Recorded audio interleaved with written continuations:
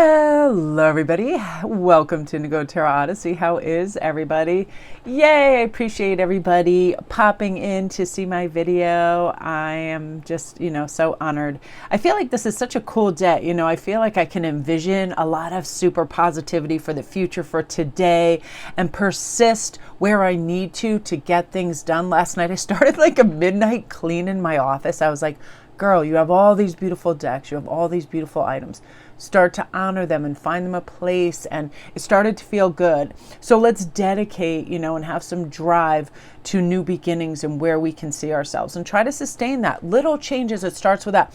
Like yesterday, something to inspire me. I was like, I want super great oral health care. I want my teeth to be just feeling good in this season, because for my birthday I got like Ferrero Rocher and some of these chocolates and candies, and I was like, hey man, if you're gonna eat this stuff, like get yourself some really good toothpaste that you love, a new toothbrush to remind yourself that you got to keep your choppers looking good, things like that. It's crazy how we can motivate ourselves in little ways. Like my new toothbrush, I was all excited to use it last night after I was eating my Ferrero Rochers. It's limitless. And I love this grace card because I feel like you can relax and let go and know that your path is guided. Spiritual nobility is growing within so many of us right now. And the spirit of grace softly unfolds into our life, and it helps us honor the truth of others, even if we don't agree, even if we know that something's, not copacetic. The Creator knows the truth. And honestly, that's all that matters, right? We don't have to be the bearer of correction. Like that's one thing I have to hesitate. I'm a Sagittarius. I'm like into philosophy and psychology. I've loved it since I've been 10.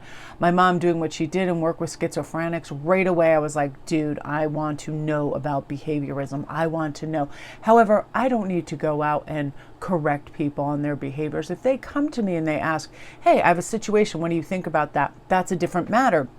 That's when we go into this moonlight enchantment of magic, of knowing, when to kind of choose our words, and also to let go of anything that has to do with blame or criticism. That's the beast of and the basis of most arguments. When somebody criticizes somebody else, how they parent, how they exist, all of that. Forget it. It's like nurture, prioritize yourself and your healing. We have these natural yearnings to feel worthy of a good life, right? And we can create that security by ourselves, by mindful activities and looking for the magic in our life as well. I feel like when we believe in magic, we are being given powerful mystical messages from spirit all the time. I always have people that step up and want a reading when they are kind of like in tandem with me. It's really weird. We'll have the same kind of like things happening with our body, with our mindset, all of this stuff.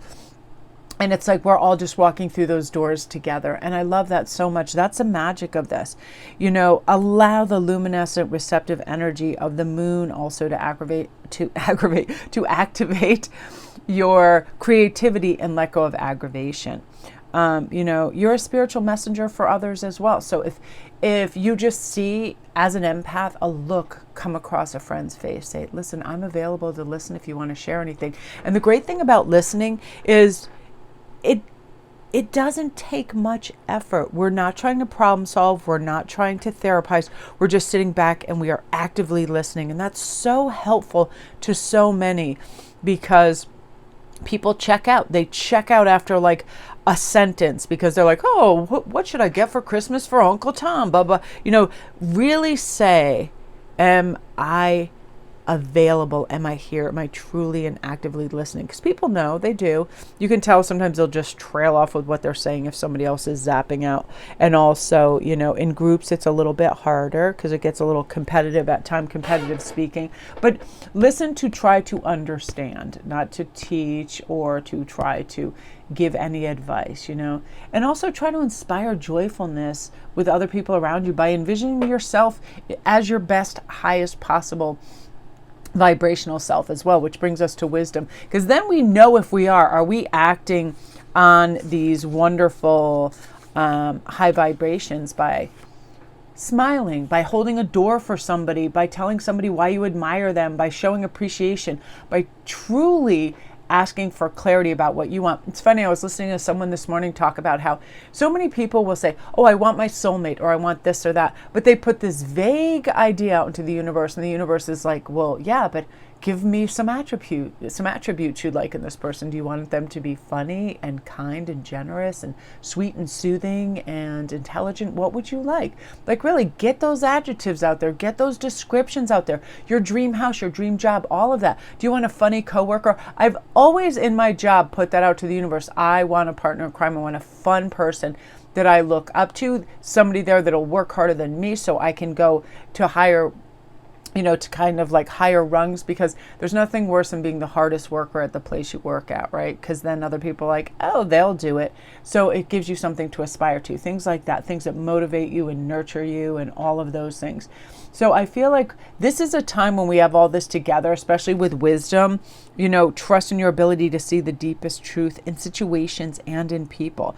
Wisdom is really growing within you, and it's always in mysterious ways. And it's always sometimes just, beyond our awareness. But messages from spirit are all around us. When we look for them, they will they will inspire trust and wisdom within us. It helps us prioritize the things that truly matter. That's not materialism and performance and trying to put out this image. It's about who you truly are. And I feel like this is time for happy fulfillment, for high, empowering, energetic energy, for clarity, for confidence, just willpower and winning too. Like, it's a nice combination, and I feel like you guys are ready for it. The warmth and depth and memory that comes with Christmas time is immense to me. Here's a weird fact, and like, I handle death extraordinarily well. I just always have. I knew when I was young, people were still around us. My dad died on Christmas Day. The first year, after it kind of hit me. And then, if I concentrated on it and the loss of him, because that's where my perspective was, then I would be like in this sort of pity party.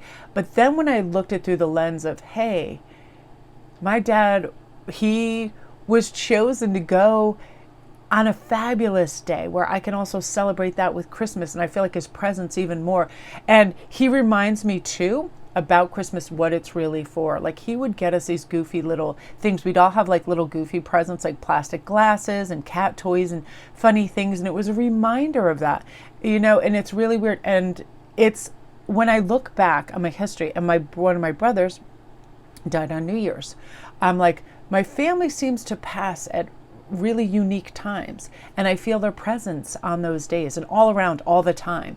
And so it's one of those things, our perspective, are we going to let it give us strength? Is it going to let us really see the truth and why these beautiful holidays should be about warmth and giving and togetherness, and not materialism and fighting and subscribing to that metric of it's about stuff when it isn't. It's about parties, which it isn't. It's about coming together and showing other people how you love and appreciate them, which is wonderful, right? And that is a grace, magic, and wisdom of like the holiday season for sure. So my beauties, we are out there. Let's make this an outstanding and optimistic and joyful day. Find stuff that inspires and empowers you.